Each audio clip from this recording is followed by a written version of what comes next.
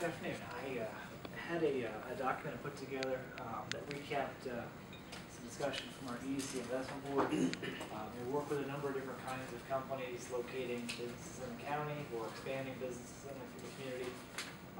This is a continuation of something I shared in the packets about a month ago. The overview describes a project Sound Ideas is considering to establish a new facility just near Micropulse building at the intersection of State Road 14 and County Road 600 East. A few years ago, the owner, Dave Hazen, had thought about actually establishing a new facility in conjunction with Micropulse. So the property's already been acquired, already rezoned. Micropulse, with the president there, Brian Emmerich, decided to proceed with their piece of it, establishing a little incubator facility within Micropulse. So left Dave to figure out when and whether to establish his own building. He has finalized, I think, some plans to put together a facility, and so approached the EDC and the investment board, our review committee, about a seeded incentive to support some of that. It identified some site development costs, particularly with drainage. I think that would be required to make that site development ready. And so our team met and is recommending seeded incentive to support use of that property. It's a 2-acre lot. I've got a handout actually.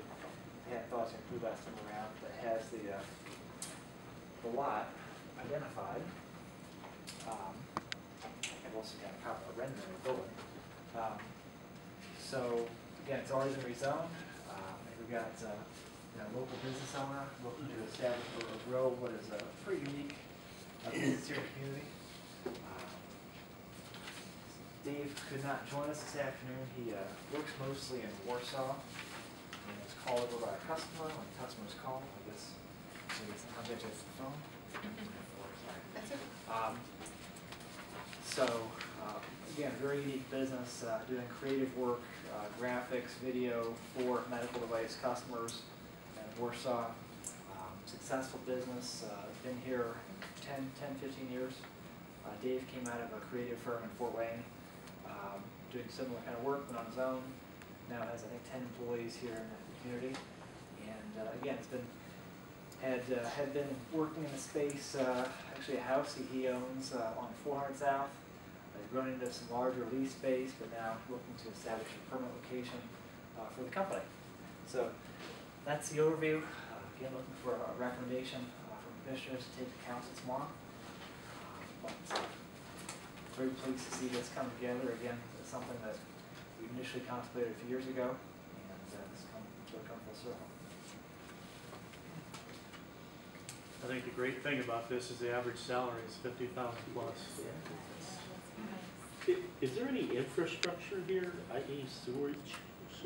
Yes. In 2006 or 07, sewer was extended along 14 to serve Micropulse, and so there's a lift station in front of the facility there. I was trying to figure out how you're getting this on 2 acres of ground. I get it now. Okay. Mr. Chairman, I'd make a motion that we do our part. I'm not sure what my recommendation is to support the seeded incentive. Is that the right Make a recommendation to the council. Yeah. Okay. Second. Got a motion, got a second. For the 25,000. For the 25,000 in seeded based. Yeah, the 10-year tax abatement, we can't deal with that one. So. Any other discussions? All those in favor, raise your right hand. Opposed, the same. Very good. Thank you. Thank you, Alan. Keep working. That's great. What you want. Oh, yeah. Thank you. Okay, Brandon, bridge inspections, notice of public hearing and utility permit. You've got the utility permit.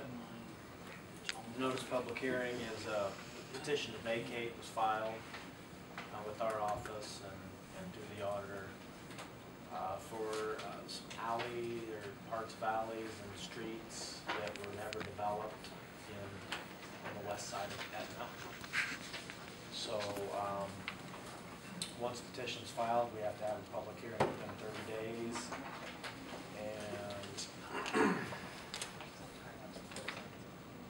filed on August 27th, so about the only date we could do that is September 16th. We wouldn't have had the 10 days notice to have it now. I confirmed with the attorney that the notice was sent to the paper for publishing and sent to adjoining property owners for by certified. So that'll be coming next month, or next meeting, I'm sorry. As far as bridge inspection, the letters of intent or the proposals are due on the 9th, next Monday at noon. It's been 4 years since I've been through this process, so I went back. Of course, they've changed some things, but the next step, once we receive proposals, is to request past performance data for all the consultants that submit. Need to verify that they meet the NDOT pre-qualification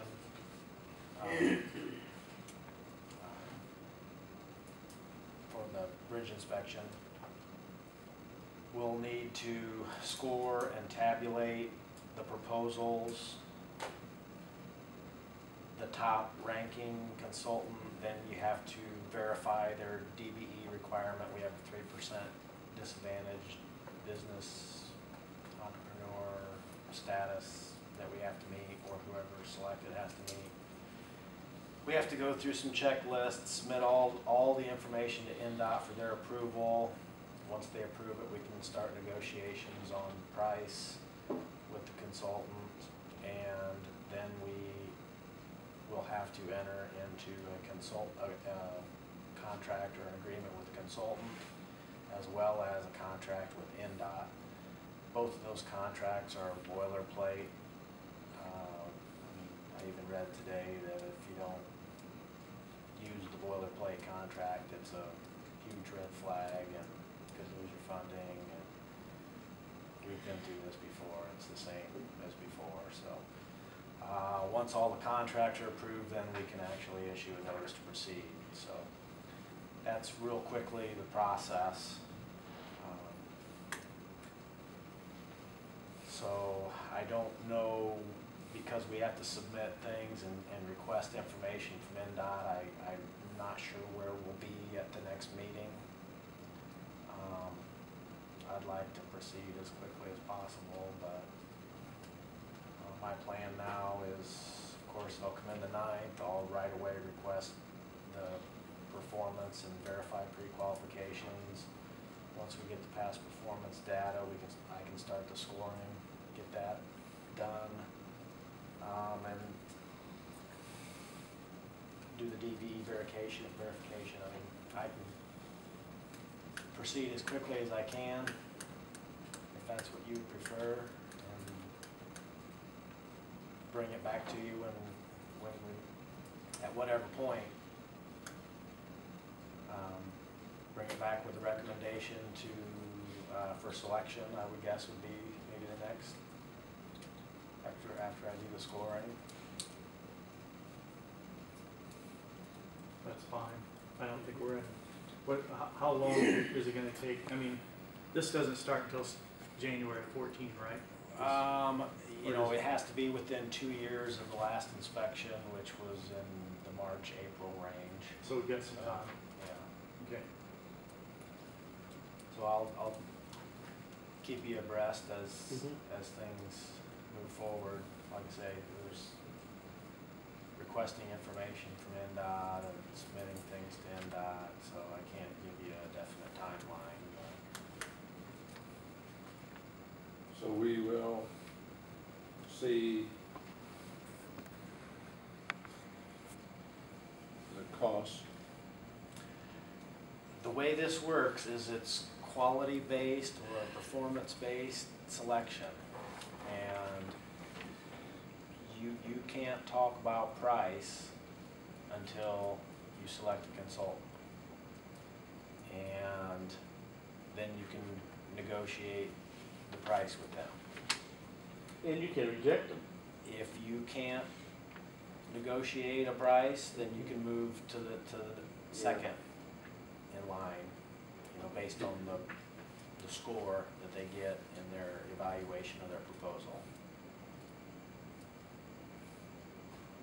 You know, I mean, there are different, I was looking at some of there's a profit matrix and there's all these different formulas that they use to determine what it's, you know, what is the project is worth, or the contract is worth to them.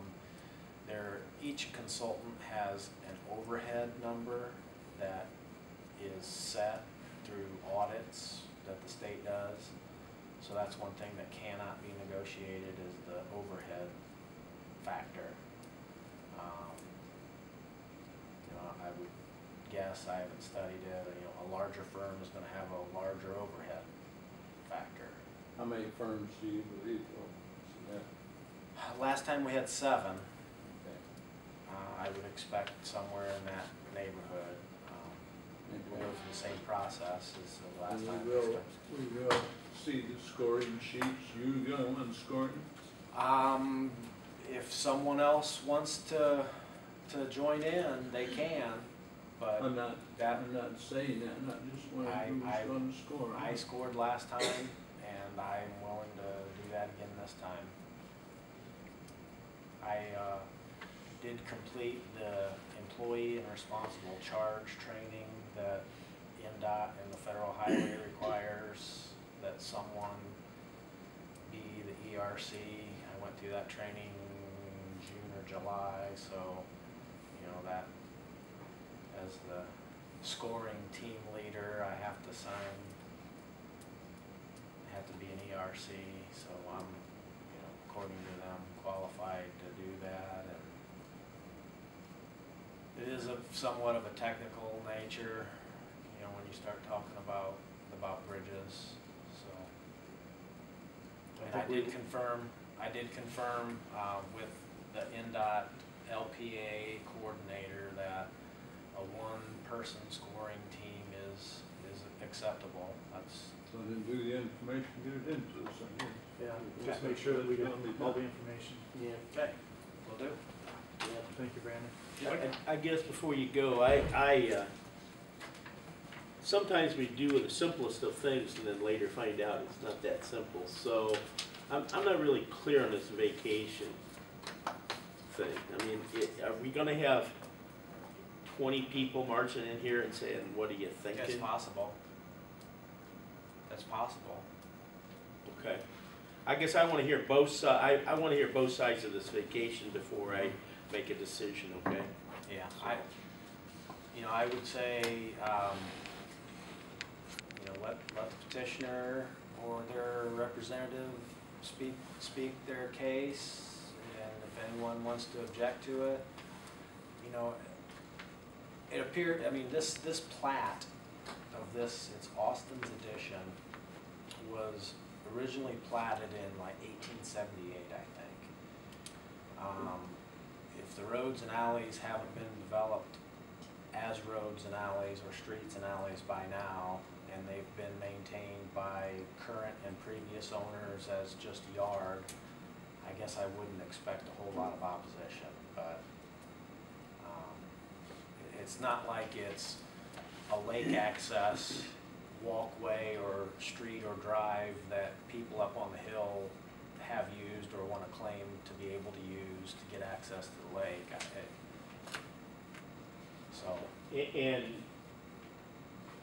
I guess Michael sitting behind you, this is an area that the county highway has not served.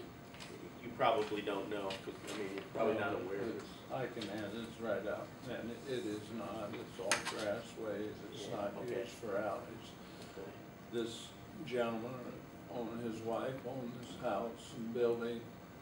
There's a deep pond, there's farm on the south side, west side with fields. There is an alley on the other side of that, but I don't believe he's petitioning for that.